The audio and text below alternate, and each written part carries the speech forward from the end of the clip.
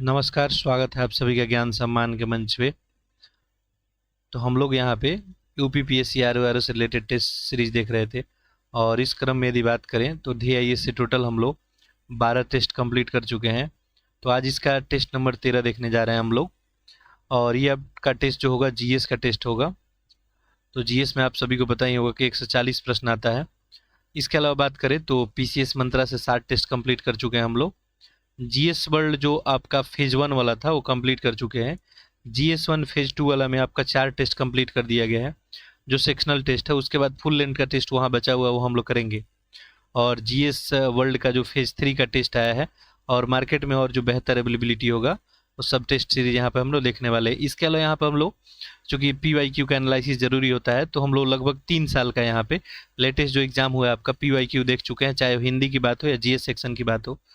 कि जो लोग भी नहीं देखेंगे जाके वो प्लेलिस्ट में जाएंगे आप लोग आर का, और उसमें सारा वीडियो सीक्वेंस में आप लोग जाके देख सकते हैं। इसके अलावा मैं आप सभी के लिए बताया था कि एक मेंटरशिप प्रोग्राम के बारे में, तो बस थोड़ा सा चर्चा इसका कर देते हैं।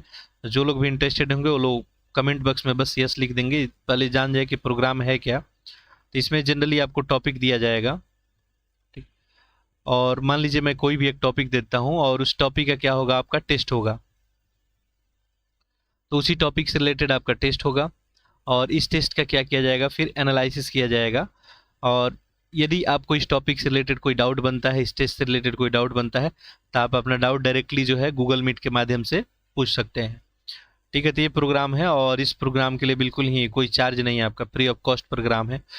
तो बहुत सारे लोग क्या होता है कि गाइडेंस के अभाव में, सही गाइडेंस के अभाव में मेहनत तो करते हैं बट एग्ज़ाम क्वालिफाई नहीं कर पाते हैं, तो उन सभी के लिए प्रोग्राम है। बाकी लोग जो बहुत अच्छे संस्थान इंस्टीट्यूट में पढ़ रहे हैं, ठीक है, उनका अच्छा बात है। लेकिन ये मेंटरशिप प्रोग्राम जो होगा आपका एक आपको डेली वर्क देगा, यानी डेली एक टारगेट देगा आपको, ठीक।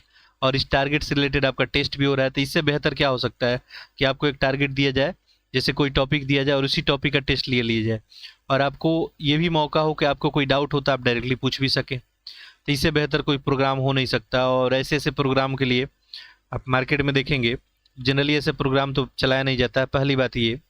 और जहाँ चलता है वहाँ पे काफ़ी ज़्यादा आपसे फी लिया जाता है। लेकिन मेरा उद्देश्य है, ये ध्येय है कि अब कंटेंट और अच्छे क्वालिटी और गाइडेंस के अभाव में कोई एग्ज़ाम से वंचित ना रहे, ठीक है। चलिए, तो आप लोग एक काम कर सकते हैं, इस लेक्चर को जो है अधिक से अधिक लोगों में शेयर कर देंगे, जो लोग भी लेक्चर को देख रहे हैं, ताकि देखिए काफ़ी ज़रूरतमंद लोग हैं मार्केट में, उन तक पहुंच नहीं हो पाती है। अब देखिए मेरे पास तो कोई अपना प्रॉपर टीम नहीं है कि मैं इस लेक्चर को अधिक से अधिक लोगों तक पहुंचाऊं। तो आप लोग इसको शेयर कर सकते हैं और अधिक से अधिक लोगों तक पहुंचा सकते हैं। अब देखिए एक लोग भी चाहे तो 2 4 5 लोग को आप शेयर कर सकते हैं जो भी पढ़ने वाले हैं, ठीक है। तो उन तक पहुंचाते हैं अगर आप, तो हो सकता है उसमें कोई ज़रूरतमंद जो है उन लोग तक लेक्चर पहुंच जाए, उनके लिए जो है काफ़ी बेहतर साबित हो जाए, ठीक है। तो एक आप योगदान दे सकते हैं। बाकी आपका कोई फीडबैक कमेंट होगा तो आप लोग कमेंट बॉक्स में लिख सकते हैं। इसके अलावा पीडीएफ के लिए थोड़ा सा वेट आप लोग करेंगे। पीडीएफ अभी तक तो DIS वाला 10 टेस्ट आपको अपलोड कर दिया गया है, और जो नया टेस्ट अभी हम लोग कर रहे हैं अपलोड कर देंगे जल्दी ही।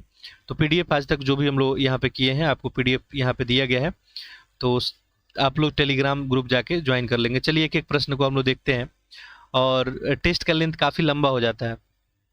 तो देखिए इस टेस्ट में अगर बात करें तो ये टेस्ट नंबर 7 है, ठीक है। ऐसे GS में टेस्ट नंबर 7 है ये, ठीक है। हिंदी का हम लोग 5 टेस्ट देख चुके हैं, तो ये 12 टेस्ट ऑलरेडी हो चुका है, तो ये 13वां नंबर टेस्ट होगा। तो ये सामान्य अध्ययन का फुल लेंथ टेस्ट है, प्लस करेंट अफेयर यहाँ पे जुलाई 2023 का कवर किया गया है, ठीक है। तो इस टेस्ट में हम देखेंगे तो जैसे 140 आपका प्रश्न है टोटल, ठीक है, 140 क्वेश्चन है। तो इसमें देखेंगे तो आपका मान के चले तो 75-80 क्वेश्चन, यानी 4-5 सेक्शन यहाँ कवर कर देंगे, और फिर नेक्स्ट टेस्ट में 4-5 सेक्शन कवर कर देंगे। तो अभी उतनी हड़बड़ाहट है नहीं।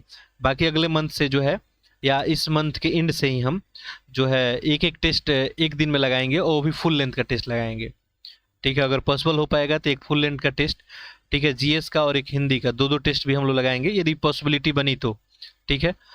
लेकिन अभी आपको क्या करना चाहिए कि बिल्कुल अपना प्रैक्टिस जो है जारी रखना चाहिए। और जैसे आज हम लोग मान लीजिए हिस्ट्री का हो गया, ज्योग्राफी हो गया, पॉलिटी हो गया, इकोनॉमी हो गया, साइंस हो गया, इन सब प्रश्नों को देखते हैं तो आपको इतना अंदाजा लगेगा कि आपका कौन सा पर्सन इसमें कमजोर है, ठीक है। बाकी जो है अगले लेक्चर में जो है इसका जो भी रिमेनिंग क्वेश्चन होगा करेंगे, क्योंकि थोड़ा सा यहाँ पे प्रॉब्लम भी है। बाकी आप लोग का गैप नहीं हो, इसलिए मैं चाहता हूँ कि आप लोगों को कंटिन्यूटी में रखा जाए, और कंटिन्यूटी रखना काफ़ी ज़्यादा ज़रूरी है, तो उसको ध्यान में रखते हुए चलिए। तो आप लोग जैसे मैं बताया हूँ सभी लोगों को कि आप लोग क्या करेंगे, नंबरिंग कर लेंगे, तो 1 से लेके आप 70-75 तक नंबरिंग कर ले, और एक एक प्रश्न का पैरेलली मेरे साथ आंसर करें। यदि आ रहा है तो बहुत अच्छी बात है, और नहीं आ रहा है तो बिल्कुल घबराना नहीं है।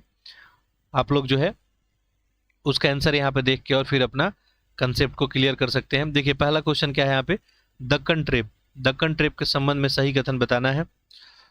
यानी जो दक्कन ट्रेप है आपका, दक्कन का पठार है, इसका निर्माण कब हुआ? तो इसका निर्माण यहाँ पे लिखा है कार्बोनीफेरस काल में हुआ था, उसके प्रारंभिक चरण में।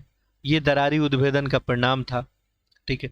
तो ये दक्कन जो ट्रैप था, ये जो है आपका वैल्कोनिक इरप्शन का परिणाम था क्या? जो भी था आपको आंसर यहाँ बताना है। तो देखिए सही बताना है, आप लोग आंसर कीजिए इसका। देखिए आप लोग आंसर कर लिए होंगे, तो यहाँ पे जो है ऑप्शन क्या हो जाएगा, बी केवल 2। देखिए दरारी उद्भेदन देखेंगे तो ज्वालामुखी के दरारी उद्भेदन से ही क्या हुआ है, दक्कन का प्लेटू का निर्माण हुआ है। यानी कभी वहाँ ज्वालामुखी विस्फोट हुआ होगा, उसी का परिणाम है दक्कन प्लेटू। ये बात तो बिल्कुल क्या है, सही है। लेकिन इसका निर्माण काल जो है कार्बोनीफेरस काल में नहीं हुआ है, इसका निर्माण जो है क्रिटेशियन काल के अंतिम चरण में हुआ है। तो ये स्टेप ये जो आपका ऑप्शन है क्या हो गया, गलत हो गया। तो यहाँ पे ऑप्शन केवल 2 हो जाएगा। अगला प्रश्न देखिए, सूची को सूची 2 से सम्मिलित करना है। एक तरफ उष्ण झरना है और एक तरफ राज्य है, ठीक है। चलिए जूम इन कर देते हैं, अभी आपको ऑप्शन भी दिख रहा होगा, इसको सुमेलित करें। उष्ण झरना है यानी हॉट स्प्रिंग है एक तरफ, और एक तरफ राज्य है, कौन कहाँ का है ये पूछा गया है। तालबीच है, सोहना है, तप्तपानी, अनहोनी। चलिए आप लोग आंसर कर लिए होंगे। तालबीच, ये तालबीच जो उष्ण झरना है ये कहाँ का है आपका, राजस्थान का है तालबीच। सोहना की बात करें तो ये आपका है हरियाणा का। तप्तपानी ये उड़ीसा हो जाएगा, और अनहोनी ये जो है मध्य प्रदेश। तो यहाँ पे 4 3 1 2 जो लोग भी किए होंगे 4 3 1 2 यानी ऑप्शन डी उनका सही है। चलिए अगला प्रश्न देखते हैं। निम्नलिखित में से कौन एक भारत में तांबा खनिज का क्षेत्र नहीं है जहां से तांबा प्राप्त नहीं किया जाता है? तो यहाँ पे देखिए मलाज खंड है, मोशाबानी, नोआमुडी या खोदरीबा। देखिए आप तांबे के क्षेत्र में तो भारत का जो है उत्पादन यदि बात करें तो भंडारण भी कम है, लगभग 1-2% भंडारण है। चलिए इसका सही उत्तर क्या हो जाएगा, ऑप्शन सी, ठीक। देखिए मलाज खंड जो है आपका क्षेत्र, ये मध्य प्रदेश के बालाघाट जिले में पड़ता है, तो ये एमपी में पड़ता है आपको। ये मोशाबानी जो है आपका, ये सिंहभूम जिला झारखंड में पड़ता है आपका। नोआमुडी, ठीक है, ये नोआमुडी झारखंड में पड़ता है, ठीक है। लेकिन ये तांबे के खान के लिए नहीं, ये आपको जो है ये लौह अयस्क के लिए प्रसिद्ध है, ठीक है, लौह अयस्क के लिए। तो यही आपका गलत था यहाँ पे। बाकी खोदरीबा ये जो है अलवर जिला राजस्थान में पड़ता है ये, और ये भी जो है तांबे के लिए प्रसिद्ध है, ठीक। चलिए तो इसको भी ध्यान रखेंगे कि आखिर नोआमुंडी जो है ये वाला क्षेत्र जो है किसके लिए प्रसिद्ध है, तो ये जो है आपके लौह अयस्क के लिए प्रसिद्ध है। अगला देखिए, जलोढ़ मिट्टी के संबंध में कौन सा कथन गलत है, ये बताना है। देखिए ये भारत में सर्वाधिक क्षेत्र पे पाई जाती है जलोढ़ मिट्टी। आपको जलोढ़ मिट्टी के बारे में पता होगा इतना कि नदियों के द्वारा जो निक्षेप लाया जाता है वही जलोढ़ मिट्टी होता है। तो पहला ऑप्शन ये रहा, इसमें जैव पदार्थ नहीं पाए जाते हैं। फलीदार फसलों की खेती में इसमें नाइट्रोजन का स्थितीकरण संभव है। ये मिट्टियाँ सिंचाई हेतु सर्वोपयुक्त है। गलत इसमें बताना है। चलिए आप लोग आंसर कर लिए होंगे। सही आंसर क्या हो जाएगा, ऑप्शन बी। देखिए भारत में सर्वाधिक क्षेत्र में जलोढ़ मिट्टी ही पाई जाती है। जैसे बिहार यूपी में तो चले जाएंगे तो मैक्सिमम यही मिट्टी देखने को मिलेगी आपको। तो ये तो बिल्कुल ही सही है। फलीदार फसलों खेती के लिए इसमें नाइट्रोजन स्थितीकरण संभव है, बिल्कुल सही है ये। मिट्टियाँ सिंचाई हेतु सर्वोपयुक्त भी होती है। इसमें लिखा है कि जैव पदार्थ नहीं पाया जाता है। देखिए इसमें तो जैव पदार्थ आपको पाया जाता है, ठीक है। इसमें काफ़ी ह्यूमस वगैरह देखने को मिलता है। तो ये स्टेटमेंट जो है आपका यहाँ पे नहीं वर्ड लिखा हुआ है, तो ये आपको गलत हो जाएगा, ठीक है। क्लियर होगा सभी को। चलिए तो पदार्थों का इसमें काफ़ी प्रचुरता होता है जैव पदार्थ की बात करेंगे तो। अगला देखते हैं प्रश्न संख्या 5। तो ये हम लोग ज्योग्राफी का प्रश्न देख रहे हैं। तो आप देख सकते हैं प्रश्न आपके एग्जाम में किस फॉर्मेट में बनाए जाते हैं। ये टेस्ट सीरीज बिल्कुल उसी फॉर्मेट में आपका बनाया गया है। निम्नलिखित में से कौन सा युग्म सही सुमेलित नहीं है? एक तरफ वन है और एक तरफ वृक्ष है। मानसूनी, सदाबहार, अल्पाइन या मैंग्रोव? देखिए यहाँ पे आप लोग आंसर कर लिए होंगे। सही आंसर क्या हो जाएगा? Option C. यहाँ पे अल्पाइन जो है नागफनी वृक्ष बताया गया है। ठीक है, बाकी देखिए तो यहाँ पे जो है मानसूनी साल वृक्ष हो जाएगा, सदाबहार आबुनस, मैंग्रोव सुंदरी। ठीक है, तो यहाँ पे जो है सी ऑप्शन आपका सही नहीं है। देखिए सदाबहार वन कहाँ पाया जाएगा आपका?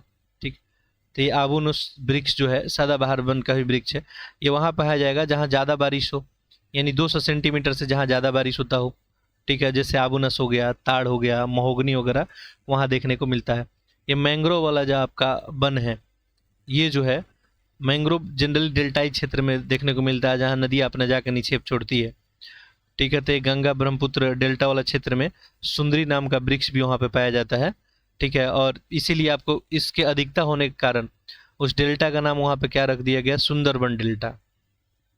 ठीक है, और जहाँ तक बात करें यहाँ पे अल्पाइन का, तो अल्पाइन जो है वन हिमालय के जो है ऊंचे भागों में ये देखने को मिलता है। तो इसमें जो देखेंगे तो पाइन, बर्च, जूनिपर ये सब इसमें पाए जाते हैं। ये नागफनी जो है, नागफनी कहाँ देखने को मिलता है? तो ये शुष्क मरुस्थलीय कांटेदार वनस्पति है, जहाँ बारिश बहुत कम होता है वहाँ ये देखने को मिलता है। ठीक है, चलिए तो अगला प्रश्न देखते हैं। तो इसका आंसर जो है ऑप्शन आपका सी बन जाता। प्रश्न संख्या 6 देखें। पर्वतीय ढालों पे मिट्टी अपरदन को, मृदा अपरदन को किस प्रकार नियंत्रित किया जाता है? देखिए अगर मान लीजिए पर्वतीय ढाल है तो यहाँ पे मृदा अपरदन, मृदा के क्षय को कैसे नियंत्रित किया जाएगा?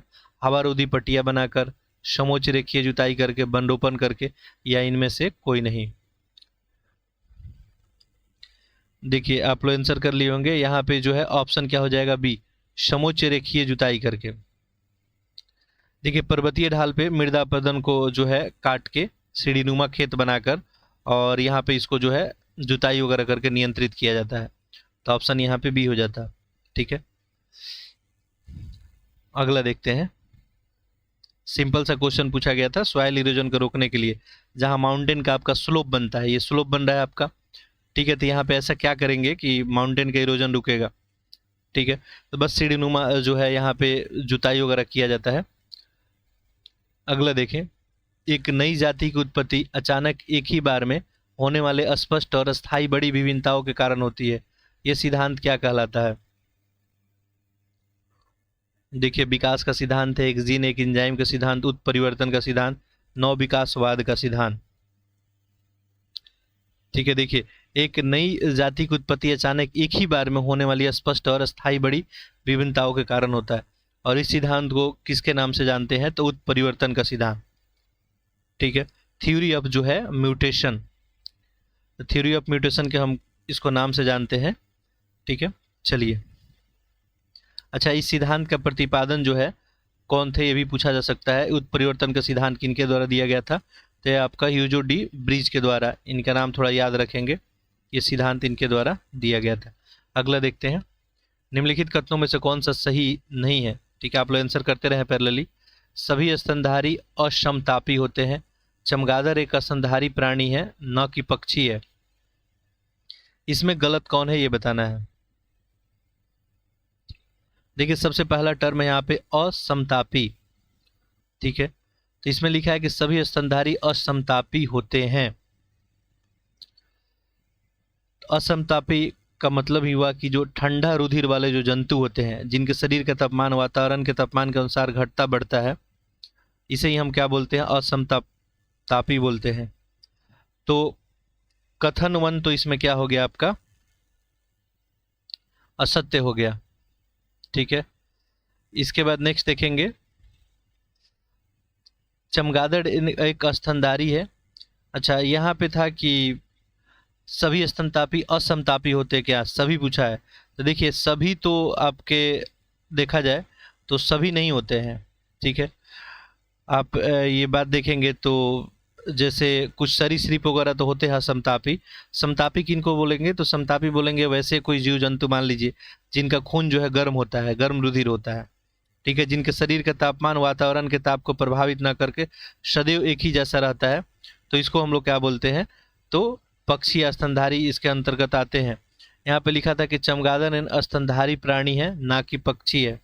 तो चमगादड़, आपको चमगादड़ के बारे में पता ही होगा कि रात्रि चरण में स्तनधारी प्राणी होता है, ये पक्षी वर्ग में नहीं आता है, ठीक है, स्तनधारी में आता है, तो ये तो सही है, ठीक है।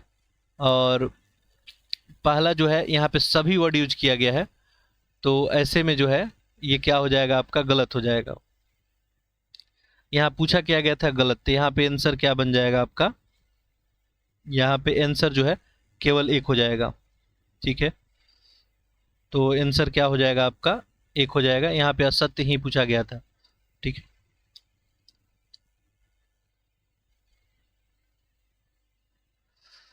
ठीक है, तो दूसरा तो सही था, ठीक है, दूसरा सही था, पहला ही आंसर होगा, ठीक है, चलिए सही है।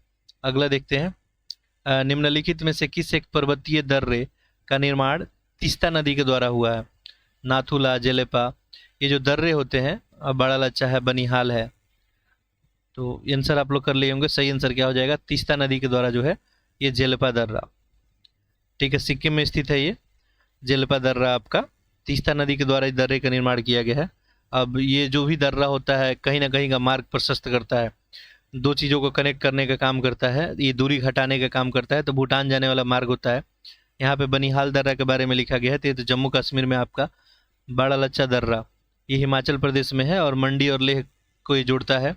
नाथुला दर्रा के बारे में आप सभी को पता होगा कि ये भी सिक्किम में है, तिब्बत जाने का मार्ग ये क्या करता है, देता है, यानी तिब्बत, इस नाथुला दर्रा से आप तिब्बत पहुंच सकते हैं, तो इसको याद रखेंगे।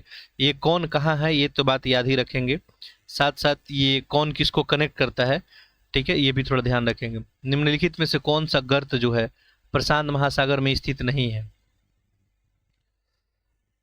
ठीक है, आंसर करें। ट्रेच इसमें कौन सा स्थित नहीं है? देखिए, अट्टाकामा है, पोर्टोरिको है, एलुसिनियन है, मैरियाना है, प्रशांत में कौन स्थित नहीं है ये बताना है। देखिए आंसर आप लोग कर लेंगे, सही आंसर ऑप्शन बी हो जाएगा, पोर्टोरिको। ये जो है, ये जो आपका गर्त है, ये जो ट्रेच है, ये अटलांटिक महासागर में है। बाकी मैरियाना हो गया, एलुसियन हो गया, अट्टाकामा, ये सारा क्या है, प्रशांत महासागर में है, ये सारा प्रशांत का ही है। जबकि ये पोर्टोरिको जो है ये आपका कहाँ का है, उत्तरी अटलांटिक महासागर का है। अगला प्रश्न देखते हैं, प्रश्न संख्या 11। देखिए, एक तरफ बंदरगाह है और एक तरफ प्रकृति है, ठीक है, विशाखापट्टनम, पारादीप, बंदरगाह, हल्दिया, कांडला, तो ये किस तरह का इसका प्रकृति है ये यहाँ पे पूछा गया है, ठीक है, इसका नेचर कैसा है, टाइप कौन सा है, इस सब फोटो का, ठीक है। चलिए आप लोग आंसर कीजिए। विशाखापट्टनम पहला दिख रहा है, तो एक तो ये नेचुरल ही प्राकृतिक बंदरगाह ही है, तो ये का तो एक ही बनेगा, ठीक। नेक्स्ट देखिए, पारादीप जो है ये लैगून बंदरगाह है। हल्दिया, हल्दिया जो है नदमुख है, ठीक है, तो ये 3 हो जाएगा। कांडला ये ज्वारीय है, टीडल वाला है ये, तो 1 2 3 4 और 1 2 3 4 ऑप्शन आपके बी में दिख रहा है। अगला देखते हैं, प्रश्न संख्या 12। देखिए, कथन कारण दिया गया है, इसमें बताना है कौन सा सही है। पहला देखिए, समुद्र के किनारे भागों पे दैनिक तापांतरण कम होता है, भूमध्य रेखीय क्षेत्र में वार्षिक तापांतर बहुत अधिक होता है। देखिए, पहला यहाँ पे दिया है कि भूमध्य रेखीय क्षेत्रों में समुद्र के किनारे के भागों पे दैनिक तापांतर कम होता है, ये बात क्या है, सही है, ठीक है। देखेंगे आप तो यहाँ पे जो है समुद्र के किनारे भागों पे दैनिक तापांतर कम ही होता है, भूमध्य रेखीय क्षेत्र में वार्षिक तापांतर बहुत अधिक होता है लिखा हुआ है, ठीक है, ये स्टेटमेंट तो आपका सही नहीं है। यहाँ पे वार्षिक तापांतर जो है काफ़ी कम होता है, अधिक नहीं होता है, तो ये तो गलत हो गया। तो यहाँ पे ये सही है, आर गलत है, तो ऑप्शन क्या बन जाएगा, सी आपका, ये सही है, आर गलत है। तापांतर का मतलब क्या हुआ, सिंपल सा, कि मान के चलिए कि एक बार ताप ज़्यादा हो जाए और एक बार ताप कम हो जाए। मान लीजिए दिन के समय ज़्यादा हो गया, ठीक है, रात के समय कम हो गया, तो ऐसे तापांतर को जो है वार्षिक तापांतर बोल देंगे। मान लीजिए ये तो अगर एक ही दिन में ऐसा हो रहा है तो इसको दैनिक तापांतर बोलेंगे, ठीक है। टेम्परेचर डिफरेंस के बारे में सिंपल सा जो है पूछा जा रहा है। चलिए अगला देखते हैं, निम्नलिखित युग्मों में से कौन सा सही सुमेलित नहीं है बताना है। हर्षिकल्चर है, मोरिकल्चर, एरिपोनिक कल्चर, पोमोलॉजी।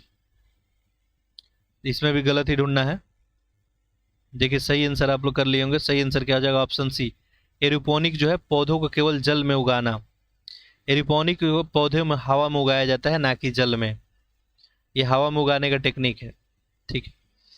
ये आपको पता ही होगा, जल में उगाने के टेक्निक को क्या बोलते हैं? हाइड्रोलॉजी बोलते हैं, ठीक है। बाकी सब सही है। फल विज्ञान को पोमोलॉजी, रेशम कीट के लिए सहतूत कृषि मोरिकल्चर हो जाएगा।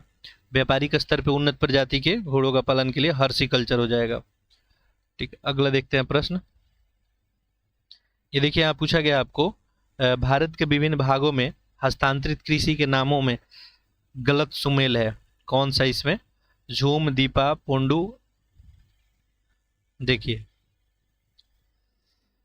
तो ये जो जनरली आपको स्थानीय नाम है, ये सब वहाँ पे उस कृषि को स्थानीय नाम दिया गया है। तो आप लोग आंसर कर लिए होंगे, ऑप्शन बी हो जाएगा दीपा। दीपा जो है छत्तीसगढ़ में आपको देखने को मिलता है ये, और ये स्थानांतरित कृषि ही है। तो यहाँ पे झारखंड दिया है, तो ये तो क्या हो जाएगा? गलत हो जाएगा। बाकी यहाँ पे सब सही है। झूम कृषि उत्तर पूर्वी भारत में, पोंडू आंध्र प्रदेश में, धाबी उड़ीसा में। अगला प्रश्न देखिए, इनमें से कौन सी फसल जो है शुष्क कृषि पद्धति के लिए उपयुक्त नहीं है? ठीक है, शुष्क कृषि पद्धति के लिए मक्का, चना, मूंग या चावल। ठीक है, देखिए तो यहाँ पे आंसर क्या हो जाएगा? Option D. देखिए चावल के लिए आप सभी को पता ही है कि अत्यधिक पानी की आवश्यकता होती है चावल में, तो ये तो शुष्क कृषि पद्धति के लिए उपयुक्त नहीं होगा। ठीक है, आप लोग एक ही अगर पता हो जाता आपको तो आप कर लेते, ठीक है। तो बाकी देखिए शुष्क कृषि पद्धति में क्या होगा आपको, तो जहाँ बारिश वगैरह कम होता हो, ठीक है, जैसे 110 सेंटीमीटर से जनरली जहाँ बारिश कम होता हो, 110 सेंटीमीटर से अगर बारिश कम हो रहा है तो उस वो वाले क्षेत्र में जो है उसको हम लोग शुष्क कृषि पद्धति के अंतर्गत काउंट करते हैं, ठीक है। और वैसे क्षेत्र में जनरली दलहनी फसल या मोटे अनाज वगैरह आपको देखने को मिलते हैं, जैसे मक्का, चना, मूंग वगैरह हो गया। आगे देखिए, जनजातीय तथा उनके देशों का गलत सुमेल कौन सा है? यानी इसमें देखना है कुलमानन फिलीपींस के हैं, लैप्स जनजाति दक्षिणी स्कैंडिनेविया के, कुंग दक्षिणी अमेरिका या वेदा श्रीलंका। देखिए आप लोग आंसर कर लिए होंगे। सही आंसर क्या हो जाएगा? ऑप्शन सी, कुंग जो है ये दक्षिणी अमेरिका लिखा हुआ है यहाँ पे। कुंग जो है दक्षिणी अफ्रीका का है, ठीक है, दक्षिणी अफ्रीका की जनजाति है, तो ये गलत हो जाएगा। बाकी सब यहाँ पे ठीक है, ठीक है, बेदा श्रीलंका। चलिए अगला देखते हैं। दक्षिणी गोलार्ध में जल मंडल और स्थल मंडल के विस्तार का प्रतिशत बताना है। अब देखिए ये आपका मान लीजिए पृथ्वी हो गया, ये बीचों बीच भूमध्य रेखा हो गया, 0 डिग्री लाइन, ठीक है, ये 0 डिग्री लाइन बीचों बीच हो गया भूमध्य रेखा आपका। तो ये ऊपर वाला कौन हो गया? उत्तरी गोलार्ध हो गया, और नीचे वाला दक्षिणी गोलार्ध। ये आपको दक्षिणी गोलार्ध के बारे में पूछा है कि जल मंडल और स्थल मंडल का विस्तार, तो पहले जल मंडल है, ठीक है। तो हाइड्रोस्फीयर और लिथोस्फीयर का यहाँ पे आपको परसेंटेज बताना है। तो आप आंसर कर लिए होंगे। सही ऑप्शन ऑप्शन बी हो जाएगा। 81% जल मंडल है और स्थल मंडल बहुत कम है अगर दक्षिणी गोलार्ध की बात करेंगे तो। अगला देखिए, कोपेन ने अपने जलवायु वर्गीकरण योजना में भारत के गंगा के मैदान को किस वर्ग में रखा है? जो गंगा का मैदान है, एम यहाँ पे डब्लू है, सी डब्लू जी है, एस है, बी एस एच डब्लू है। यहाँ सही आंसर ऑप्शन बी हो जाएगा, सी डब्लू जी, ठीक है। कोपेन जो है विश्व के जलवायु को जो है आपको वर्गीकरण करने में इनका नाम आता है। मासिक तापमान और वर्षा के आधार पे ये जो है डिफरेंट डिफरेंट एरिया का जो है एक नाम दिए हैं, और उसमें जो है CWG कैटेगरी में जो है गंगा के मैदान वाला क्षेत्र को रखा गया है। यहाँ पे जो है शुष्क शीत ऋतु वाला मानसून प्रकार यहाँ पे देखने को मिलता है। अगला देखिए, निम्न में से किसे जो है गोल्डन फाइबर ऑफ बंगाल भी कहते हैं? गोल्डन फाइबर ऑफ बंगाल, कपास, जूट, चावल।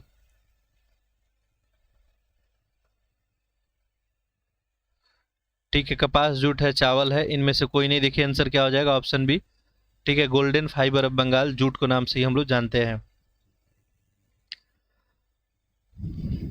तो बंगाल के क्षेत्र में आप देखेंगे तो उत्पादन वगैरह भी इसका अच्छा खासा होता है। डेल्टाई जो जलोढ़ मृदा वाला क्षेत्र है वहाँ पे इसका जो है उत्पादन किया जाता है। अगला देखिए, निम्नलिखित युगों में से कौन सा सही सुमेलित नहीं है? गलत कौन सा है? पक्षियों के आश्रय स्थल है और राज्य है। देखिए, केवलादे घाना राजस्थान में, वेदा थांगल तमिलनाडु, रंगनाथिट्टू कर्नाटक, सलीमल्ली मध्य प्रदेश।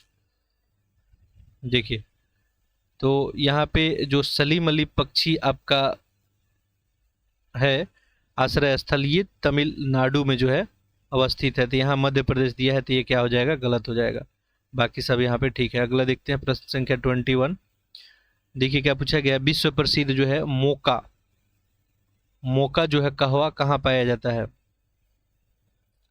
तो ये जो मोका कॉफ़ी है, कॉफ़ी, ये कहाँ पाया जाता है पूछा गया है, कुवैत में, यमन में, ओमान में या ईरान में। सही आंसर क्या हो जाएगा यहाँ पे, ऑप्शन बी यमन। मोका कहवा जो है यमन में पाया जाता है। अरब प्रायद्वीप में सबसे ज़्यादा जो है ये देखने को आपको मिलता है। अगला देखते हैं, इनमें से कौन एक क्रेटर झील का उदाहरण नहीं है। देखिए क्रेटर झील ज्वालामुखी का उद्गार मान लीजिए पहले कहीं हुआ और फिर ऐसा कुछ स्थल बन जाता है, फिर बारिश वगैरह का पानी इकट्ठा हुआ। ठीक है, खैर आप लोग आंसर कर लिए होंगे इसका। सही आंसर क्या हो जाएगा, ऑप्शन सी जेनेवा का झील। जेनेवा झील जो है आपको पता ही है कि स्विट्जरलैंड में है और ये भूकंपकृत झील है।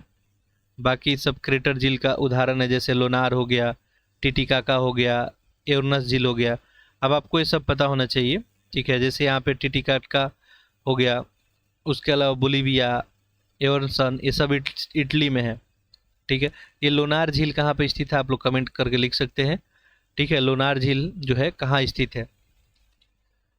दक्षिण अफ्रीका के हाई वेल्ट से निकलने वाला यह नदी मकर रेखा को 2 बार काटती है, वो कौन है। कांगो है, यहाँ पे नाइजर है, नील है, इनमें से कोई नहीं।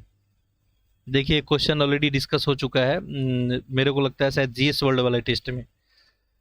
ठीक है, तो दक्षिण अफ्रीका का हाई वेल्ट से निकलने वाली ये नदी मकर रेखा को 2 बार काटती है। देखिए लिम्पापो नदी जो था दक्षिण अफ्रीका में हाई वेल्ट से निकलती थी और ये मकर रेखा को 2 बार काटती थी। ठीक, तो यहाँ पे आंसर क्या हो जाएगा, ऑप्शन डी, इनमें से कोई नहीं। अगला देखते हैं, सूचिए को सूची 2 से सुमेलित करना है। विक्रम सतसवर, शक है, गुप्त सवत है, कली सवत है। अब यहाँ से हिस्ट्री का प्रश्न आपका शुरू हुआ, अभी तक ज्योग्राफी हम लोग देख रहे थे, तो दूसरे सेक्शन में हम लोग इंटर कर लिए हैं। तो आप सभी को पता चल रहा होगा कि ज्योग्राफी आखिर आप बनाए तभी आपसे कितना प्रश्न गलत हो रहा है, सही हो रहा है। तो उस स्तर पे आप उस सब्जेक्ट को थोड़ा ध्यान में रख के और अपनी तैयारी को आगे बढ़ा सकते हैं। तो यहाँ पे देखिए विक्रम संवत, ठीक है, ये आप सभी को पता होगा कि 57 ईसा पूर्व का है, तो ये तो 1 का 3 हो जाएगा। शक संवत ये आपको 78 ईस्वी का है। गुप्त संवत जो है ये आपका 320, और कली संवत ये जो हो जाएगा आपका 3102 ईसा पूर्व।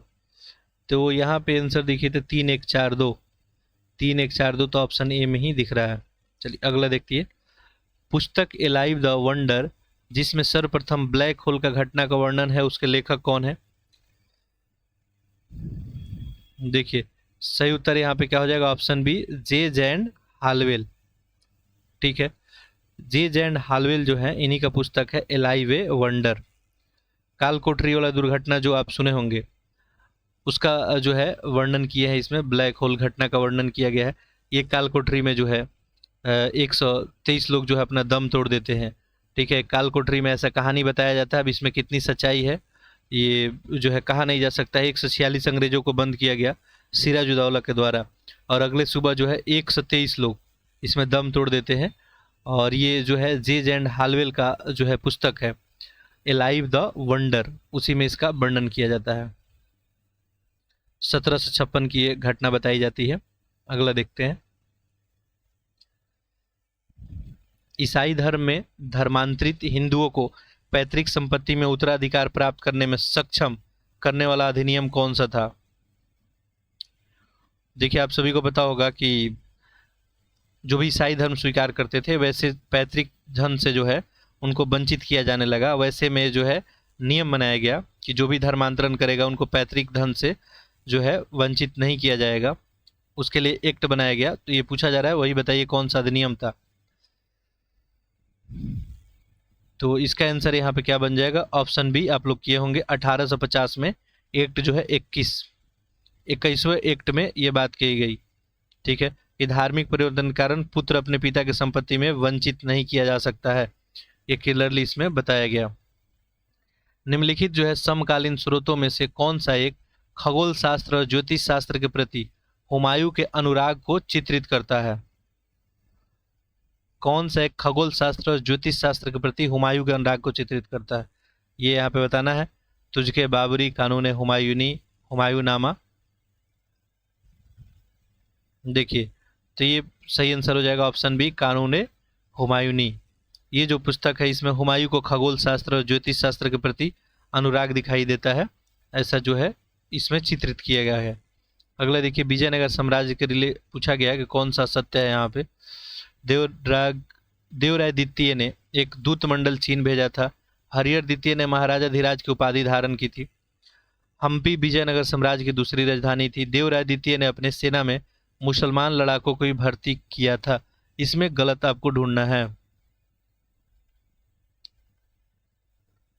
देखिए, आप लोग आंसर जो है ढूंढ लिए होंगे।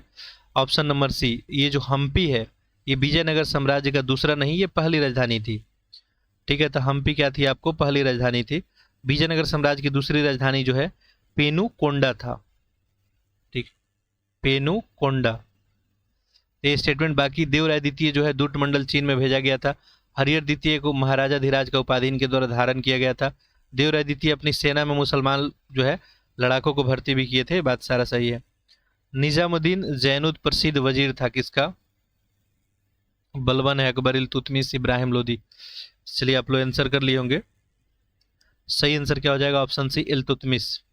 निजामुद्दीन जो जैनुद जो था आपका इल्तुतमिश का वजीर था। रजिया के विरुद्ध षड्यंत्र किया गया था, जिसमें रजिया इसमें विफल रहा था। खैर, सिंध विलय के समय भारत का गवर्नर जनरल कौन था जब सिंध का विलय हो रहा था? देखिए, लॉर्ड मेयो है, कैनिन है, एलनबरो या बेंटिंग। सही ऑप्शन क्या हो जाएगा? Option C, Lord Ellenborough.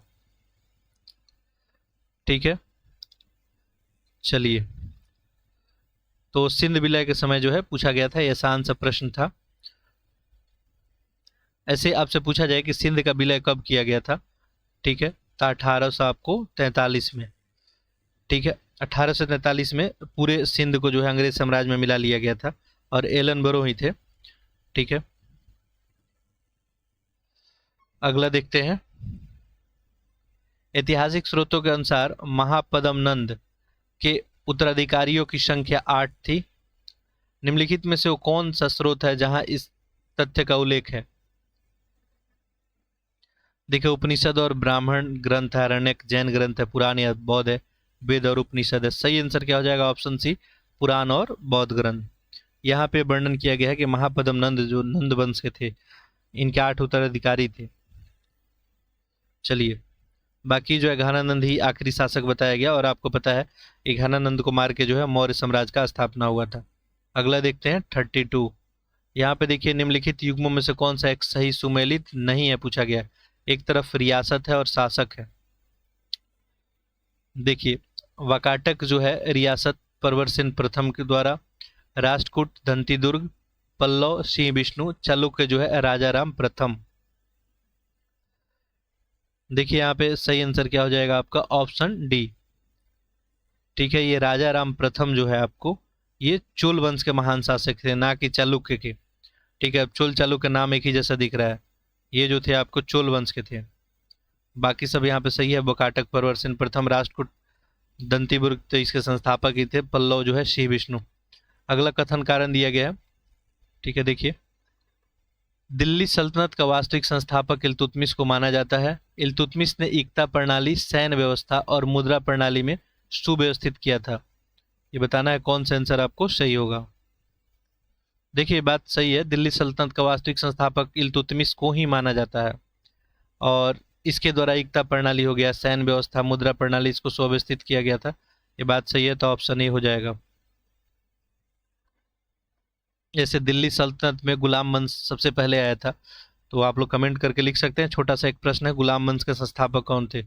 चलिए, दिल्ली का वह प्रथम सुल्तान कौन था जिसने राजस्व संबंधित सिद्धांतों का स्थापना किया था? देखिए, इल्तुतमिश, बलबन, नसरुद्दीन, मोहम्मद या अलाउद्दीन खिलजी। राजस्व संबंधित सिद्धांत का स्थापना करने वाला ये कौन था आपका? बलबन ही था। चलिए, आप लोग ऑप्शन भी किए होंगे। निम्नलिखित में से किस एक रचना में अमीर खुसरो ने अलाउद्दीन को विश्व का सुल्तान कह दिया?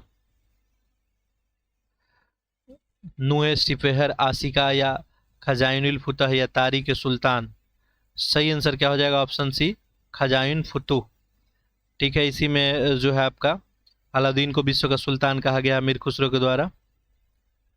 अगला देखते हैं, निम्नलिखित में से किस एक ने हजार सितून का निर्माण कराया था? अब देखिए, इस टेस्ट पेपर में थोड़ा सा मेडाइबल का वेटेज ज़्यादा दिख रहा है। बाकी हम लोग प्रीवियस ईयर क्वेश्चन एनालाइज किए हैं तो आप सभी को पता है कि सबसे ज़्यादा मॉडर्न का वेटेज है आधुनिक भारत का इतिहास का। ठीक है, बाकी एग्जामिनर का यदि मान लीजिए मन करे तो मेडाइबल से भी ज़्यादा प्रश्न पूछ जाता है, ऐसा कुछ नहीं है। तो आप सारे सब्जेक्ट के सारे कंसेप्ट को, सारे टॉपिक को बिल्कुल अच्छे से प्रिपेयर करके रेडी रखें। देखिए सही आंसर क्या हो जाएगा? Option B, Alauddin Khilji. अलाउद्दीन खिलजी जो है 1303 में दिल्ली में जो है 1000 सितून यानी 1000 खम्भों वाला एक महल जो है आपको निर्माण कराया गया था। अगला देखते हैं प्रश्न संख्या 37। तो हम लोग हिस्ट्री का प्रश्न देख रहे हैं। दिल्ली सल्तनत के सुल्तानों में सर्वाधिक विस्तृत साम्राज्य अलाउद्दीन खिलजी का था। मोहम्मद बिन तुगलक ने अकाल संहिता तैयार कराई थी। इसमें क्या पूछा गया आपको कि सही कथन बताना है। देखिए, तो ये सबसे पहला यहाँ पे कि दिल्ली सल्तनत के सुल्तानों में सबसे ज़्यादा विस्तार जो है यहाँ पे अलाउद्दीन खिलजी के समय था। तो ये तो आप लोग आंसर कर लिए होंगे। सही आंसर क्या हो जाएगा? ऑप्शन यहाँ पे सही पूछा गया था। सही पूछा गया है, तो ऐसे में आंसर हो जाएगा आपका बी, केवल दो। देखिए, आपको पता होगा कि दिल्ली जो है सल्तनत में देखेंगे सबसे ज़्यादा विस्तार मोहम्मद बिन तुगलक के समय में हुआ था। ठीक है, इसके समय साम्राज्य में 23 प्रांत लगभग शामिल थे, तो ये गलत हो जाएगा। मोहम्मद बिन तुगलक ने अकाल संहिता तैयार कराया था, ये बात क्या है आपको? सही है। ये पहला शासक था जो अकाल पीड़ितों की सहायता करने के लिए एक अकाल जो है संहिता तैयार करवाया था। चलिए अगला देखते हैं। फिरोज शाह तुगलक द्वारा स्थापित दीवाने इस्तेहाक क्या था? ये पूछा गया है। एक खैराती अस्पताल था, या एक दानशाला था, रोजगार विभाग था, या पेंशन विभाग था? दीवाने इस्तेहाक क्या था? आप आंसर कर लिए होंगे, ये पेंशन विभाग था आपका। ठीक है, ये आपको सुमेलित करना है। एक तरफ लेखक कवि है, एक तरफ आश्रयदाता है, यानी कौन से लेखक कवि किनके दरबारी रहे हैं? सिंपल से प्रश्न पूछा गया है। हेमचंद्र, हरिसेन है, जयदेव और बाणभट्ट। देखिए, चलिए इसको जूम इन कर देते हैं। ऑप्शन आप सभी को दिख ही रहा होगा। चलिए आप आंसर कर ले। देखिए, हेमचंद्र जो था ये आपका कुमारपाल। हरिसेन जो है समुद्रगुप्त का दरबारी था, दरबारी कवि थे। ये जयदेव के बारे में बात करें, ये लक्ष्मण सेन। और बाणभट्ट ये हो जाएगा आपका हर्ष। तो यहाँ पे देखिए 4 2 3 1, 4 2 3 1 ऑप्शन तो ये में ही दिख रहा है। अगला देखते हैं प्रश्न संख्या 40। चंद्रगुप्त मौर्य का पश्चिम भारत में प्रभाव था, ये सिद्ध होता है कि चंद्रगुप्त भारत जो है पश्चिम भारत तक पहुंच गए थे। मेहरौली लौह स्तंभ में खारवेल का हाथी गुफा अभिलेख है, रुद्रदामन का जूनागढ़, या पुलकेशिन द्वितीय का ऐहोल? यहाँ पे सही आंसर क्या हो जाएगा? ऑप्शन सी, रुद्रदामन का जूनागढ़ का अभिलेख। अगला देखते हैं प्रश्न संख्या 41। ठीक है, थोड़ा सा वेट करेंगे।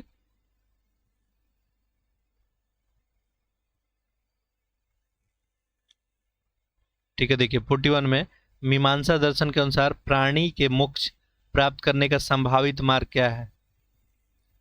भक्ति मार्ग है, कर्म मार्ग है, ज्ञान है, या योग है? मीमांसा दर्शन में जो है मोक्ष या मुक्ति के लिए जो है क्रम को ही बताया गया है, तो ऑप्शन क्या हो जाएगा? बी। अगला पूछा गया आपको कि देखिए पाल वर्ष के संदर्भ में पूछा गया है।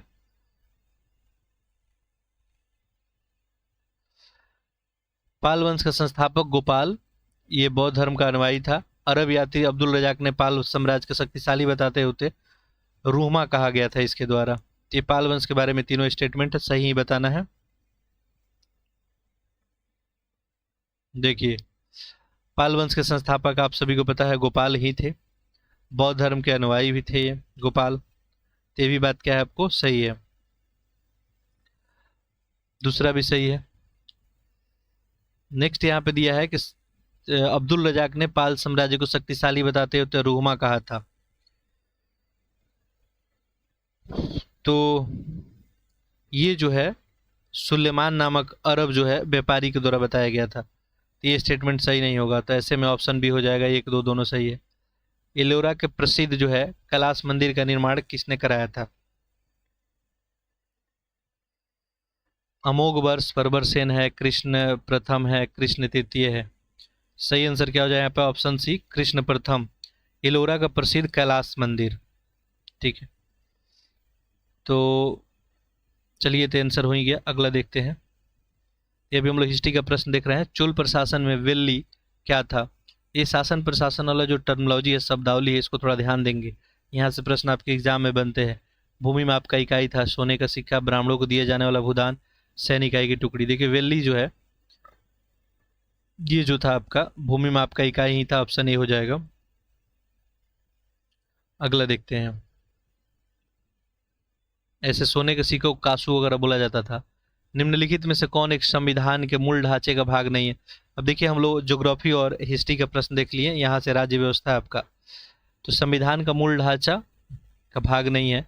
युक्तियुक्ता का सिद्धांत, विधि का शासन, समाजवादी राज्य, न्यायपालिका कार्यपालिका के मध्य शक्तियों का पृथक्करण।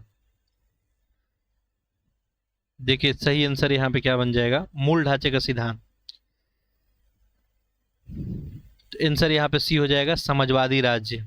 देखिए, संविधान के मूल ढांचे का सिद्धांत जो है, जो केशवानंद भारती वाला केस था, वहीं स्थापित किया गया था कि मूल ढांचा वाला शब्द आया था। ऐसे मूल ढांचा सुप्रीम कोर्ट ही डिफाइन करेगा। ठीक है, कि आखिर मूल ढांचा अगर बताया जा रहा है, तो समाजवादी राज्य का संकल्पना जो है इसमें सम्मिलित नहीं किया गया था। ठीक है, ये तो बाद में प्रस्तावना में जो है शामिल किया गया था 42वां संविधान संशोधन में। ठीक है, तो ये इसमें नहीं था, बाकी सब सही है। अगला देखिए, किस अनुच्छेद के तहत राष्ट्रपति जो है पॉकेट बिट्टो शक्ति का प्रयोग करता है? पॉकेट बिट्टो अनुच्छेद 86 है, 111, 112 या 93? सही आंसर क्या हो जाएगा? ऑप्शन बी, अनुच्छेद 111। ठीक है, पॉकेट बिट्टो भारत के राष्ट्रपति के द्वारा, आपको पता है कि 3 तरह का बिट्टो शक्ति का प्रयोग किया जाता है। एक होता है अत्यांतिक बिट्टो, निलंबकालीन बिट्टो और जेबी बिट्टो। ठीक, चलिए आगे देखते हैं। ऐसे आर्टिकल 111 में क्लियरली लिखा गया है कि पॉकेट बिट्टो पावर जो है राष्ट्रपति को है। अगला देखते हैं, प्रश्न संख्या 47। देखिए, पूछा गया है कि निम्नलिखित कथनों विचार कीजिए और बताइए कौन सा सही है। इसमें देखिए क्या दिया गया है। ये प्रश्न संख्या आपका हो गया 47। ठीक, मूल संविधान में शिक्षा का अधिकार मूल अधिकार के अंतर्गत नहीं था। जो ओरिजिनल संविधान था अपना, शुरुआत संशोधन से पहले, 46वां संविधान संशोधन के पहले सर्वोच्च न्यायालय के मामले में शिक्षा का अधिकार के अनुच्छेद 21 के अंतर्गत मूल अधिकार घोषित किया गया था। बताना है कि कौन सा कथन इसमें सही है। देखिए, आप सभी को पता है कि शिक्षा का अधिकार मूल अधिकार के अंतर्गत शुरू में नहीं आता था, हमारे मूल संविधान में बिल्कुल ही नहीं था। तो ये बात तो सही है, आप लोग आंसर कर लिए होंगे। 86वां जो संविधान संशोधन किया गया आपका 2002 में, ठीक है, इसी में जो है आर्टिकल 21 को मूल अधिकार यहाँ पे बताया गया, शिक्षा का अधिकार को। और इसी में जो है 21 के कम में बताया गया कि 6 से 14 वर्ष के बच्चे को अनिवार्य शिक्षा उपबंध कराना है। तो यहाँ पे दोनों स्टेटमेंट सही था। अगला देखिए, कथन और कारण दिया गया है। भारतीय संविधान के निर्माताओं का लक्ष्य भारत में एक कल्याणकारी राज्य का स्थापना करना था। भारतीय संविधान में नीति निषेधक तत्वों में को शामिल किया गया। तो ये आप लोग आंसर कर लिए होंगे। प्रश्न संख्या ये आपका 48 था। देखिए, ये भारतीय संविधान के निर्माता जो है, इनका लक्ष्य था कि भारत में कल्याणकारी राज्य स्थापित करना। ठीक है, तो आप लोग आंसर किए होंगे बिल्कुल। ये स्टेटमेंट क्या है? सही है। भारतीय संविधान का नीति निषेधक जो तत्व है, तत्वों को शामिल किया गया है, ये भी बात सही है। ठीक है, लेकिन इससे इसका कोई रिलेशन नहीं बन रहा है, तो ऐसे में ऑप्शन बी हो जाएगा। ए आर दोनों सही है, किंतु आर एक सही का व्याख्या नहीं कर रहा है। अगला देखते हैं, प्रश्न संख्या 49। देखिए क्या पूछा गया है। निम्नलिखित कथनों विचार कीजिए और बताइए कौन सा सही है। अनुच्छेद 143 के अंतर्गत राष्ट्रपति को उच्चतम न्यायालय के परामर्श करने का अधिकार है। राष्ट्रपति इस अनुच्छेद के अंतर्गत न्यायालय द्वारा दिए गए परामर्श को मानने के लिए बाध्य है। देखिए, यहाँ पे अनुच्छेद 143 की बात की गई है, आप लोग आंसर कर लिए होंगे। सही ऑप्शन जो है यहाँ पे ऑप्शन ए ही बनेगा। अनुच्छेद 143 में राष्ट्रपति को उच्चतम न्यायालय से परामर्श करने का अधिकार के बारे में बात की गई है कि वह परामर्श चाहे तो ले सकता है, लेकिन बाध्यकारी नहीं है कि उसके परामर्श को मानना ही है। ठीक है, तो ये परामर्श को माने या ना माने उसके ये ऊपर छोड़ दिया जाता है, बाध्यकारी नहीं है, तो ये तो गलत हो जाएगा। स्टॉक मार्केट में होने वाले घोटालों की जांच के लिए निम्न में से कौन सी संस्था कार्य करती है? ठीक है, सीबीआई है, ईडी, एनआईए है, एसएफआई है। देखिए इसके लिए जो है एसएफआई ही काम करती है। सीरियस जो है फ्रॉड इन्वेस्टिगेशन जो एजेंसी है, ये 2003 में बनाया गया था आपको, और यही इसके लिए काम करती है, तो ऑप्शन डी हो जाएगा। अगला देखते हैं प्रश्न संख्या 51।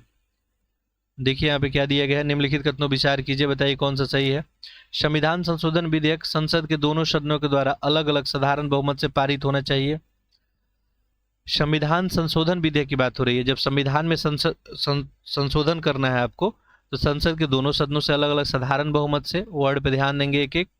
संविधान संशोधन विधेयक पे दोनों सदनों में गतिरोध की स्थिति में राष्ट्रपति अनुच्छेद 108 के अंतर्गत संयुक्त अधिवेशन बुला सकता है। इसमें बताना है कौन सा सही है।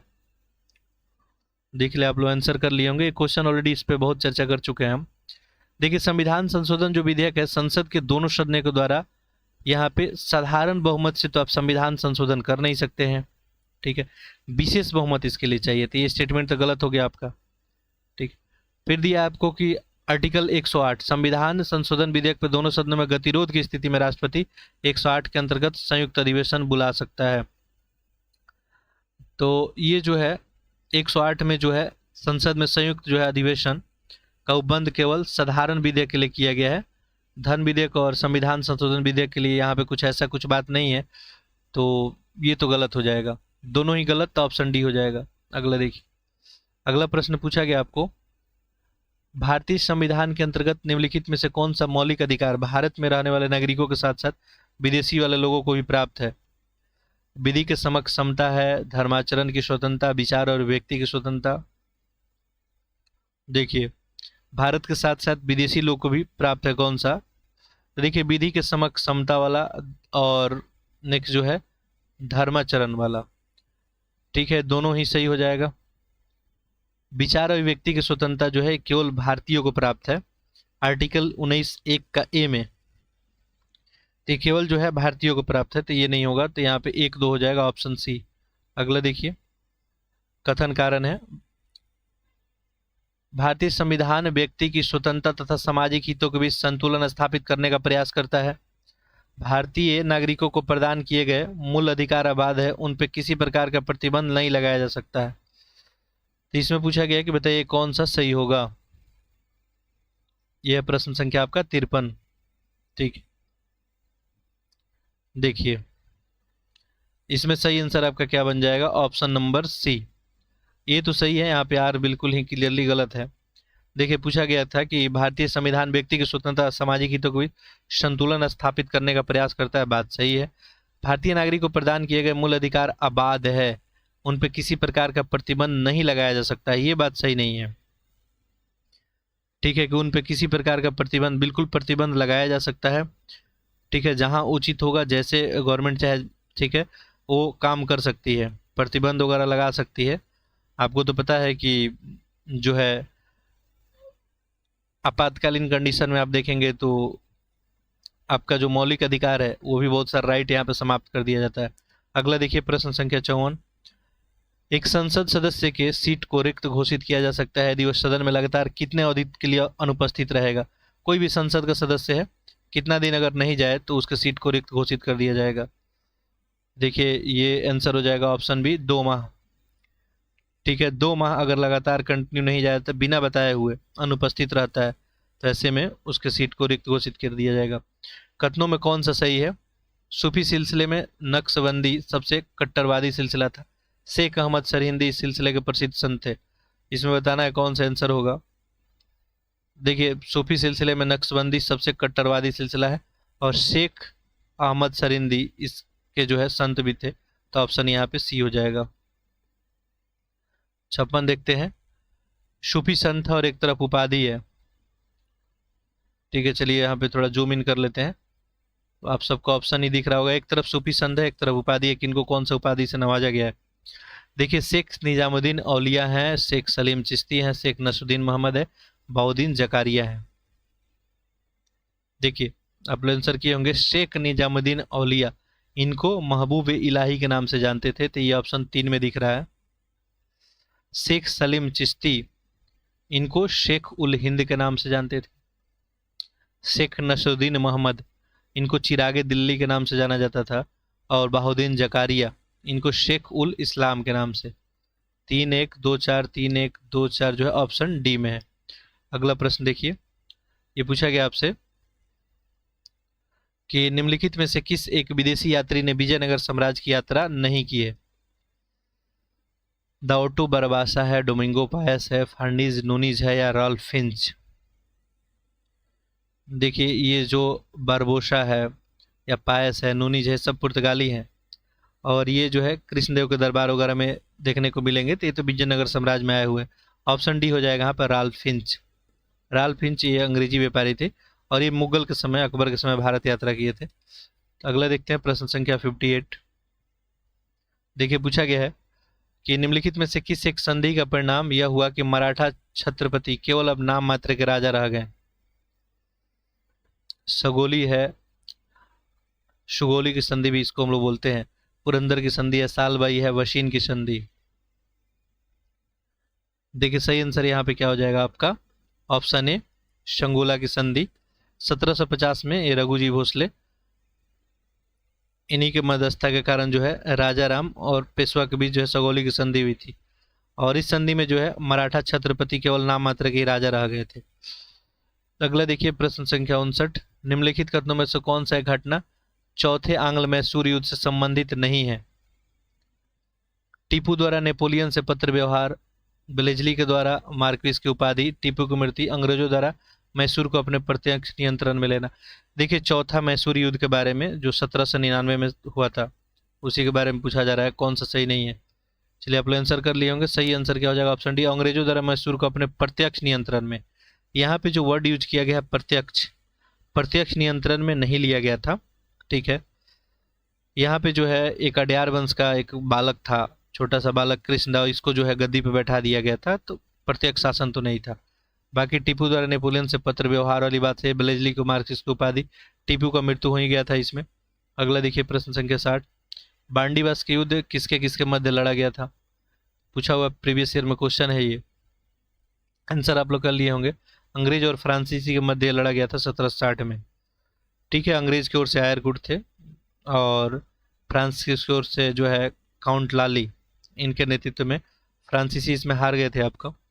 अगले देखिए योजना और शुरुआत है, प्रश्न संख्या 61। देखिए, तो प्रधानमंत्री जनधन योजना है, ठीक है। चलिए, तो थोड़ा जूम इन करना पड़ेगा। अब आप सभी को दिख रहा होगा ऑप्शन यहाँ पे, ठीक है। चलिए आंसर कीजिए इसका। देखिए, प्रधानमंत्री जनधन योजना सारे लोगों को पता होगा, 2014 का स्कीम है ये, 28 अगस्त 2014। तो एक का तो 3 बनेगा। मुद्रा बैंक योजना, ये 2015 का स्कीम है, 8 अप्रैल 2015, तो ये 2 ही बनेगा। पीएम सुरक्षा बीमा योजना, ये जो है 9 आपको मई 2015, तो एक हो जाएगा। Digital gender Atlas for advancing girls education in India, तो ये हो जाएगा आपका 9 मार्च 2015। तो यहाँ पे देखिए ऑप्शन क्या हो जाएगा आपका? 3, 2, 1, 4 डी। अगला देखते हैं प्रश्न संख्या 62। देखिए, ये इकोनॉमिक्स का आपसे प्रश्न कुछ पूछा गया है यहाँ पे। पहला प्रश्न है यहाँ पे, देखिए क्रय शक्ति के बारे में पूछा जा रहा है। क्रय शक्ति समता विधि के संदर्भ में निम्नलिखित कथनों पर विचार कीजिए, ठीक। परचेजिंग पावर जो है, इसके बारे में पूछा जा रहा है। इस विधि का प्रतिपादन GR कैसल के द्वारा किया गया। इस विधि का सबसे पहले प्रयोग 1993 में अंतर्राष्ट्रीय मुद्रा कोष द्वारा किया गया था, क्रय शक्ति समता विधि का प्रयोग। देखिए, दोनों स्टेटमेंट यहाँ पे सही है, तो ऑप्शन सी ही बनेगा। अगला देखिए, राष्ट्रीय मानसिक स्वास्थ्य और स्नायु विज्ञान संस्थान अवस्थित है कहाँ पे? ये तो फैक्चुअल सा प्रश्न है। ये आपको कहाँ पे है? कर्नाटक में, बेंगलुरु में। कथन कारण यहाँ पे दिया गया है। देखिए, ऑप्शन तो वैसे ही होगा आपका, यार सही आर का सही व्याख्या करता है, तो ऑप्शन बिल्कुल ऐसे ही है। चलिए, तो पहला यहाँ पे देखें कथन में, इंटरनेशनल डेवलपमेंट एसोसिएशन को विश्व बैंक की रियायती खिड़की कहते हैं हम लोग। इसका ब्याज दर और अवधि बहुत ही कम होता है इंटरनेशनल डेवलपमेंट एसोसिएशन का, आईडीए का। देखिए, पहला है कि इंटरनेशनल डेवलपमेंट एसोसिएशन, विश्व बैंक की रियायती खिड़की कहते हैं हम लोग इसको। तो ये स्टेटमेंट तो क्या है आपको सही है। दूसरा यहाँ पे स्टेटमेंट दिया गया है कि इसमें ब्याज दर जो है कम होता है। ठीक है, तो ये तो बात सही है, इसमें ब्याज दर और अवधि, अच्छा ब्याज दर कम होता है इसमें, लेकिन दूसरा यहाँ पे आपको स्टेटमेंट गलत है। इसमें ब्याज दर कम होता है लेकिन अवधि काफ़ी लंबा होता है, तो अवधि कम नहीं होता है इसमें, तो ये स्टेटमेंट इस तरह से गलत हो जाएगा। तो ये सही और आर गलत, और इस तरह से आंसर क्या हो जाएगा आपका ऑप्शन सी। अगला देखिए, निम्नलिखित जो है युग्मों में से सही सुमेलित कौन नहीं है। एक तरफ संस्था और एक तरफ स्थापना का वर्ष है। फैक्चुअल सा सवाल है। बिम्स्टेक है, G15 है आपका, इब्सा, ब्रिक्स, ये सब कब स्थापित हुए पूछा गया है। देखिए यहाँ पे आंसर आप लोग कर लिए होंगे, ऑप्शन यहाँ पे बनेगा ऑप्शन सी। ये जो आपका इब्सा है, ठीक है, ये जो है 2003 में स्टेबल हुआ था, तो यहाँ पे ये गलत हो जाएगा, बाकी सब सही है। बिम्स्टेक 97, G15 आपका 89 और ब्रिक्स 2009। अगला देखते हैं प्रश्न संख्या 66। निम्नलिखित में से किसमें तरलता का अंश सबसे अधिक है। डिग्री ऑफ लिक्विडिटी, ठीक है, इसके बारे में पूछा गया है। सोना में, 100 रुपये के नोट में, कृषि भूमि में, आवासीय जो है। देखिए लिक्विडिटी किसमें सबसे ज़्यादा है ये पूछा गया है।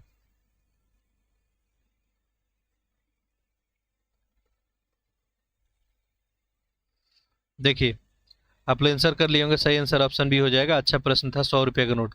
देखिए कोई भी वस्तु है अगर बिना हानि के मान लीजिए नगद रूप में मुर्दा में परिवर्तित हो जाती है, तो इसे हम पूर्ण तरल वस्तु कहते हैं। अब 100 रुपये का नोट जो है ये बिल्कुल नगद रूप में ही होता है, और तरलता का अंश इसमें सबसे ज़्यादा होता है। अगला देखिए, गिग इकोनॉमी के संबंध में गलत बताना है। स्थानीय रोजगार कम अल्प समय के लिए काम होता है। एक व्यक्ति विभिन्न संस्थाओं के लिए एक साथ कार्य कर सकता है। अकुशल श्रमिकों के लिए अत्यधिक उपयोगी होता है गिग इकोनॉमी। बहुत अच्छा प्रश्न है। देखिए सही आंसर यहाँ पे क्या बन जाएगा आपका, ऑप्शन नंबर डी। यहाँ पे असत्य बताना था। ठीक है, देखिए गिग इकोनॉमी एक व्यवस्था किया गया है कौशल युक्त व्यक्तियों को अधिक उपयोगी बनाने के लिए, ना कि अकुशल लोगों के लिए।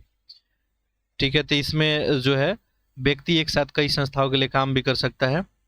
कार्यालय जाने की आवश्यकता भी नहीं होती है, आप जो है एक जगह रह के काम कर सकते हैं। अल्पकालीन रोजगार उपलब्ध भी कराता है ये। अस्थायी रोजगार इसमें नहीं होता है। ठीक है, तो विभिन्न संस्थाओं के लिए एक साथ काम भी किया जा सकता है। अल्प समय के लिए काम मिलता है, अस्थायी रोजगार इसमें कम होता है। ठीक है, अगला देखिए, इनिशियल पब्लिक ऑफर के संबंध में असत्य कथन बताना है, कौन सा होगा। शेयर बाजार में सूचीबद्ध कंपनियों द्वारा शेयर का निर्माण या मार्केट में पैसा प्राप्त करने के लिए एक विधि होता है। शेयर बाजार में सूचीबद्ध कंपनियों के प्राइमरी मार्केट में शेयर लाना सभी सत्य है। यहाँ पे सही आंसर क्या हो जाएगा आपका, सत्य बताना था, ऑप्शन ए। शेयर बाजार में सूचीबद्ध कंपनियों को शेयर निर्गमन, ठीक है, आईपीओ के बारे में पूछा गया था। Initial public offer.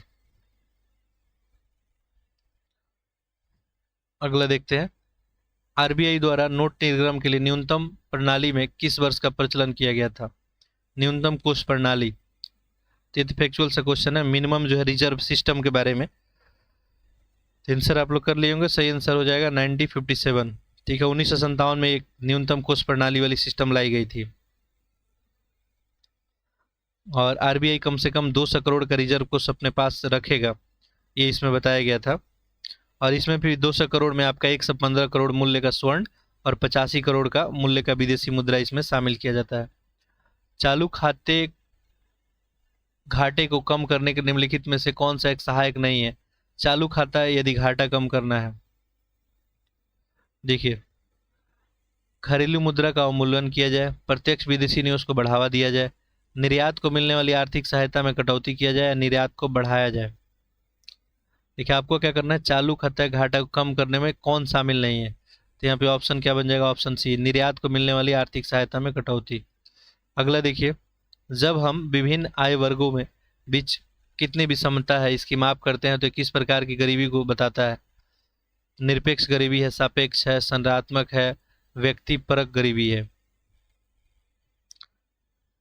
देखिए यहाँ पे वर्गों के विभिन्न आय वर्गों की बात हो रही है, तो यहाँ पे सही ऑप्शन क्या बन जाएगा? Option B. ठीक है, चलिए आगे देखते हैं। सापेक्ष गरीबी ही बनेगा। अगला देखिए, निम्नलिखित में से किस एक कमेटी ने बेरोजगारों को माप से संबंध में 3 अवधारणा यथा सामान्य स्थिति, साप्ताहिक स्थिति और चालू स्थिति का प्रतिपादन किया? ये आप लोग आंसर कर लिए, भगवती कमेटी की ये बात थी। ठीक है, 1973 में जो है अध्ययन करके इन्हीं के द्वारा जो है 3 कैटेगरी में बांटा गया था। अगला देखिए, जीरो नेट एड से क्या मतलब है, ये पूछा गया है। पर्यावरण में जीरो कार्बन उपस्थिति एक प्रकार की बजट है। किसी देश द्वारा वैश्विक जो है संस्थाओं द्वारा लिए गए ऋण। किसी देश विशेष की आर्थिक व्यवस्था में स्वनिर्भरता। सही आंसर क्या हो जाएगा? ऑप्शन डी, किसी देश विशेष की आर्थिक व्यवस्था में स्वनिर्भरता। ये जीरो नेट एड का मीनिंग हो जाएगा आपका, ध्यान रखेंगे इसको।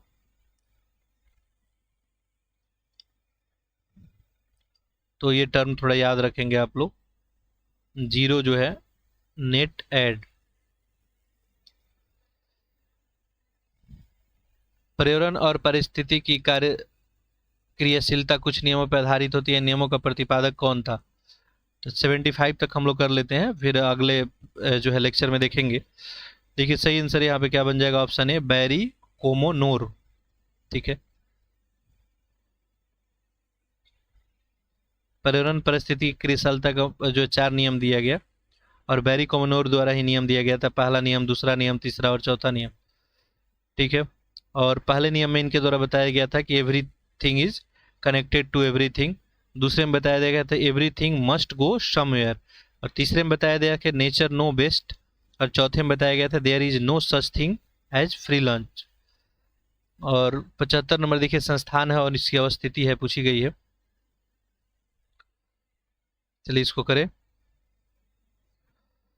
सबसे पहले इसमें है आपका CIRG, central institute of research on जो है गोट्स।